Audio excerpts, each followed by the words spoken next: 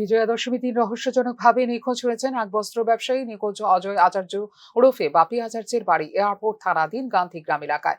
পরিবারের তরফে এয়ারপোর্ট থানায় একটি মিসিং ডায়েরি করা হয়েছে। জানা যায়, রবিবার গান্ধীগ্রামের বস্ত্র ব্যবসায়ী অজয় আচার্য আগরতলায় মালিকদের বকেয়া টাকা দিতে গিয়ে রহস্যজনকভাবে নিখোঁজ হয়েছেন। পরিবারের লোকজনদের কাছ থেকে জানা যায়, আগরতলা শহরে কোথায় কাকে কত টাকা দেওয়ার কথা ছিল সে ব্যাপারে তাদের কোনো ধারণা নেই। নিখোঁজ ব্যক্তির পরিবারের তরফ থেকে এই ব্যাপারে এয়ারপোর্ট থানায় একটি মিসিং ডায়েরি করা হয়েছে।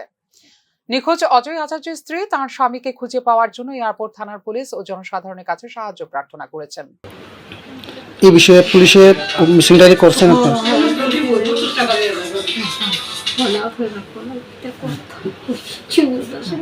এই কালটা 12টার দিকে আসতো, 12টাই আমরা এই সহযোগিতা ছাড়া কেমনি একটা দিনের উপরে লোকটা কই যায়, কেমনি মেসে লাগা মিসিং হয়েছে, কোনো কি সুবিধার নাই। শেষ কখন কথা হয়েছে? কালকে কোন সময় কথা হয়েছে তাইনার সঙ্গে আপনারা? দোকানে ছেলে আমার আর কথা হয়েছে না, দোকানে কথা হয়েছে 2:30টার সময়, তো অনেক 12টা।